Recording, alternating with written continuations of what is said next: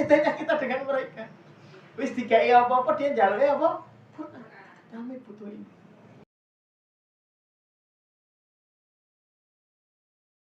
Inilah kemudian kenapa generasi kita bukan generasi kokoh. Generasi yang tidak kokoh. Interaksi dengan Qurannya sangat terbatas. Ini contoh lagi nih, kisah lagi. Saya tanya nih, jenengan itu kalau kemudian ada pengumuman gitu, nanti di masjid terdekat masjid mana? Ini masjid apa? Daimul Ihsan. Namanya apa? Daimul Ihsan. Masjid Daimul Ihsan pengumuman ada pembagian sembako, ya. Teko kabeh ya. Oke, saya nggak bahas teko kabeh ya. Saya bahasnya itu setelah DKI sembakonya seperti apa jadi. Ya, dipanggil satu-satu ya dibagi. Biasanya setelah itu ngapain jadinya? Ya wis entuk ya balik pulang. Ya kan? Inilah bedanya kita dengan mereka. Negeri-negeri yang Rasulullah sampaikan, negeri di mana keimanan terakhir itu di sana, di negeri Syam, di Palestina, ya, di Suriah. Ini mereka akhlaknya luar biasa. Kalau jenengan habis untuk bantuan wis paling matur nuwun terus balik, sana enggak. Nah, mereka saya dapat kisah ini dari orang yang pernah ke sana ngasih bantuan. Kemudian orang yang dianggap senior itu orangnya diatur. Mari kita sebelum kita mendoakan orang yang sudah memberi kepada kita.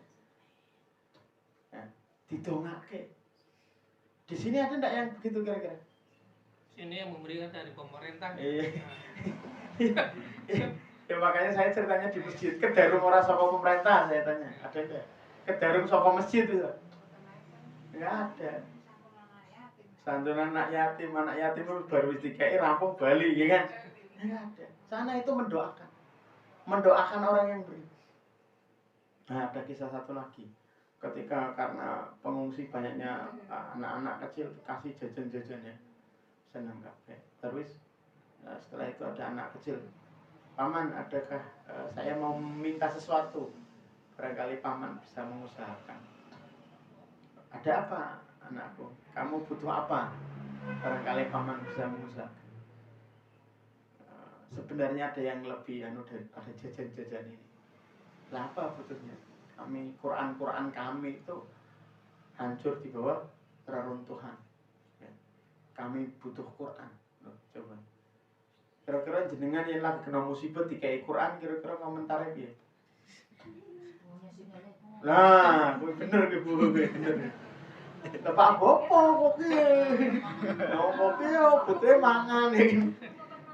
Malah apa bermain Quran. Nah, itu bedanya kita dengan mereka. Wis dikai apa-apa dia njaluke apa? Quran. Kami butuh ini. Loh, ini benar kisah nyata ini. Kisah nyata yang bukan ini. Saya itu pernah kasih donasi bantuan teman-teman. Ditiliki bungkusan segone sini ndok kowe dibalik ora dipangan. Lho kok mosok? Apa Mas ya kayak Mas ya pernah krungu pernah? Ya. Duh, iya betul. Iya. Dan jenengan soalnya termasuk orang-orang yang masih bener soalnya. Ya, kalau di sana itu banyak orang-orang yang gitu. Maning-maning dok, ya kok sido wudunan berang. Ini kenyataan. Saya sampai delek-delek ya Gusti di belahan masyarakat lain sampai ora iso mangan, ya kan? Kadang kan kalau kena banjir, kena rob itu kan ana sing entuk bantuan ya entuk lancar, sing ora ya. Tapi orang ini dengan sombongnya begitu, mana-mana dok, kalau daging. Bayangke jenengan sing ngeki kaya apa rasane? Ngelus dodol. Ora sungkan-sungkan, ora Pak Hai maneh. Bener enggak? Ya pasti begitu. Ya. Yo salam. Alhamdulillah jenengan yang masih normal ini. Ini wis sekali yang dirahmati Allah Subhanahu wa taala. Jadi mereka mintanya Quran. Interaksinya dengan Quran. Lah kita udah dikasih ujian rob misalkan nang pengungsian ya. Mangan yo si lancar, bener enggak, Pak? Banjir ya kan. Itu caranya. Lah terus gimana? Tuh, sekalian dirahmati Allah Subhanahu wa taala. Maka kalau dihitung-hitung sebenarnya pantaslah kemudian negeri-negeri Syam, Suriah itu, negeri Palestina itu ujiannya begitu. Dan yang luar biasa itu respon terhadap ujian. Ini yang saya heran, kok bisa mereka sekokoh itu? Lo mati kabel loh. Bahkan saya pernah menyampaikan, mereka itu sudah siap mati semua. Jadi anak-anak kecil itu di tubuhnya itu di tangannya ditulisin namanya, supaya nanti kalau meninggal itu mereka sudah dikenali namanya dari tangannya. Mereka sudah begitu. Bahkan ada anak kecil sebelum dia masih hidup dia nulis wasiat. Si urip ini anak kecil loh nulis wasiat. Ya, nulis wasiat. Saya punya tabungan saya nanti silahkan digunakan untuk ini. Baju-baju saya silahkan dipakai untuk ini. Mainan-mainan saya silahkan diberikan untuk ini. Buku-buku saya silahkan dikasihkan. Ini loh. Coba di sini ada enggak yang berani nulis wasiat ya? Loh, ini anak kecil nulis wasiat. Kita yang sudah semakin besar ya kan. Dapat nulis wasiat apa? Kayak Pak mati dodok kan gitu. Ya benar enggak? Maka ini kisah-kisah ini harus senantiasa kita sampaikan kepada anak-anak kita. Dan dengan kesusahan-kesusahan hidup itu harus disampaikan. Karena kisah itu pengokoh akar. Ya. Dan yang paling gampang dikenang. Ya.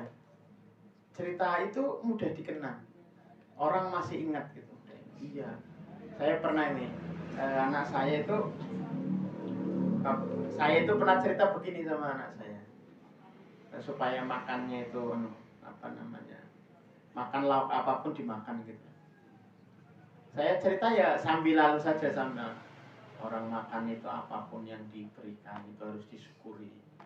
Masih banyak saudara-saudara kita yang belum tentu bisa makan. Dulu bapak makan itu adanya lauknya apa, adanya tempe ya dimakan tempe, adanya apa ya dimakan apa gitu. Dan suatu saat saya dengar sendiri anak saya. Nah, saya kalau makan biasanya bareng ya. Yang satu itu kayak nggak suka dengan lauknya. Kan biasa anak kecil kan. Lah kakaknya ngomong, Mas, Dek, kita itu harus bersyukur. Kita masih bisa makan. Itu saya yang dengar itu ya Gusti. Itu anak saya yang dongeng kasih tahu adiknya. Kita harus bersyukur masih bisa makan. Sudah persis seperti yang saya omongkan. Masih banyak orang-orang yang bisa makan. Kamu pernah lihat kan, pernah dengarkan yang diceritakan Bapak itu gitu. Ya. Makanya jangan meremehkan loh, jangan meremehkan cerita-cerita, kisah-kisah panjenengan. Ya. Jangan diremehkan itu.